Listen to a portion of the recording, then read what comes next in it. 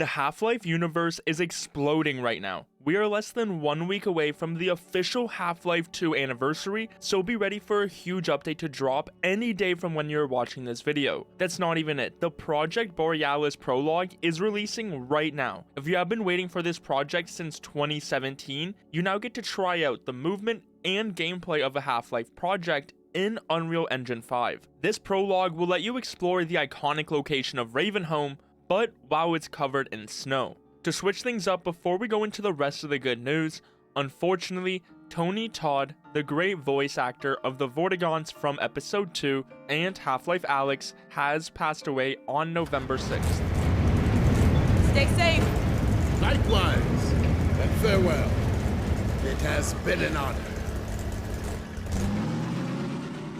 On November 6th, Valve has released an update for CS2. What some may not notice is that when they actually posted these patch notes, they announced it the exact same way as they announced the Train update 10 years ago, saying Train is back and better than ever, check it out. Well, this time, its release notes are back. This update was great for the game. Players are reporting that some of the packet loss and extreme jittering problems have improved. In the game files, there was new soundscapes found. In the patch notes, they mentioned reduced network bandwidth for animation. Fletcher Dunn has confirmed that this is only a small fix before the big one, which is the animation overhaul project he confirmed, aka Anim Graph 2, which we can see they are slowly implementing, as you can even test it out for yourself in Deadlock. Valve is also very proud of their new wetness layers, which they will show off in the new Train remake for Source 2. You can actually see it right now in their banner, but when the Memento map creator showed off a work in progress map, DE Boulder, an artist at Valve said it was nice to see the wetness in use. Something which you could notice if you were looking closely and know about the new wet layers that Valve has been working on. Now, as I'm making this video, Valve decided to update their banner once again from this close-up to more of a puddle, letting you really see all the new details of this new wet layer and the theme of this remake for Train in Source 2. Although it is literally a close-up of some wet ground, it lets you see the potential for the future of Source 2 mapping. This new banner is a clear sign that whatever Valve is teasing is close, because if you look at the new image, you'll notice it's actually a screenshot from a trailer. A lot of the pixels have motion blur, and clearly it's not just some HD still picture, so I am without a doubt expecting some trailer or short video introduction of the new map. I could even see it be similar and not at their Train trailer from 10 years ago. Although Valve really has no reason to, they might just be waiting for the Shanghai Major, as the RMRs are starting right now, so we will find out all the teams attending and if the Drillas will have a sticker in-game very soon. Overall though, Valve has been working on a lot lately, including this Half-Life 2 anniversary update, which should be coming this week. The anniversary is in less than a few days on November 16th, so let's hope the update arrives before the weekend. Valve is without a doubt doing everything they can to try to make it come out on time, as there have been multiple updates to the test depot every day. Some days there are even more than 10 updates, any time of the day, even on weekends. The amount of activity is insane when you remember that this is a 20-year-old game, so I personally am very excited for whatever they have in store, and at this point there is little reason to try to predict what is coming, because in just a few days we will have the update in our hands, and I will be going over everything you need to know right here, so subscribe to be one of the first to know. Remember, Half-Life's 25th anniversary update actually released just a few days before the official anniversary, seeing as it would have landed on the weekend. The thing is though, the test depot activity for Half-Life only lasted a few weeks. This time, the test depot activity for Half-Life 2 has been going on for over 3 months. We've also been talking about this site, which is counting down straight to the date of the anniversary, which is very interesting once you look into it. Of course, there's the countdown, which is now less than a week, but you'll also notice the text of soon.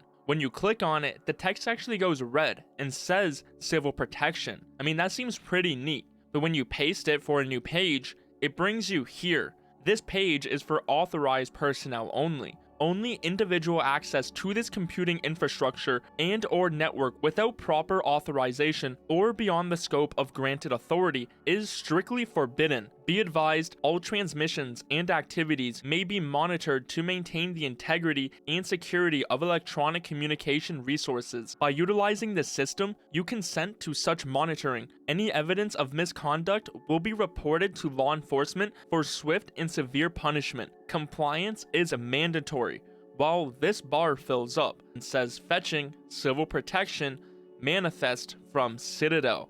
Very interesting sight to say the least, if it is just a countdown for the update. But the thing is, that wasn't it, because that's when I clicked on the Combine's main logo and found this sticky note that says await further instructions, come back soon, take another look around. I personally couldn't really see much else, so although this site seems to be made by some dedicated fans and not Valve, it is a very interesting Half-Life related countdown that is going on with just a few days left. This is just an exciting time all around for Half-Life fans. Throughout the past few months, there has been a huge increase in news and information for Half-Life X, which following everything we have known, like the Hound Eyes being found in Source 2, the HEV suit files, a brand new Gore system, Valve hiring a bunch of new employees, including a Half-Life Alyx mod creator, a new physics engine developer, and more. I mean, it's clear Valve has something up their sleeve. With the anniversary now just days away, we can expect something from Valve very soon that is Half-Life related. Although it is unlikely, hopefully we get a sign that there is more coming to the series. Like they changed the ending of episode 2 to fit more in line with Half-Life Alyx. Or, although unlikely, maybe we get some other teaser for HLX. In other news, Black Mesa Blue Shift, the retelling of Barney's adventures in the Black Mesa facility, is launching its next chapter on November 17th, one day after the Half-Life 2 anniversary. This new chapter, Focal Point, is the 5th of 8 chapters, and it sends Barney to the alien world of Xen to help calibrate some teleportation equipment. Black Mesa Blue Shift is just one of the many Half-Life projects with big news recently, so if you have been waiting for the next chapter, it is 1 week away. There was even Boreal Aleph, the project you might remember as it was cancelled back in 2021. Boreal Aleph was similar to Project Borealis, with the same goal of adopting Epistle 3 into a full game. Now, years after the project has been shelved, a playable build of Boreal Aleph has leaked for players to try out. It's not finished or anything like that, but it's still a nice time capsule of a project Half-Life fans worked on that really just follows the rest of the news we have been getting lately about the series. A full-blown leaked build of this cancelled Half-Life project is now out there for you to enjoy. Now that there has been all this news for Half-Life recently, we just need Half-Life 2 RTX to come out with some big news to top everything off. Orbifold Studios has been quiet recently, and with it about to be the 20th anniversary for Half-Life 2, could we be close to a new trailer, or even our own demo for Half-Life 2 RTX? We took a look at the early Nova Prospect level from the Gamescom reveal, but what about our own hands-on look? With all this news recently for the Half-Life series, it seems like it would be a perfect time for some announcements, so make sure you subscribe right now to not miss what's next for the Half-Life series.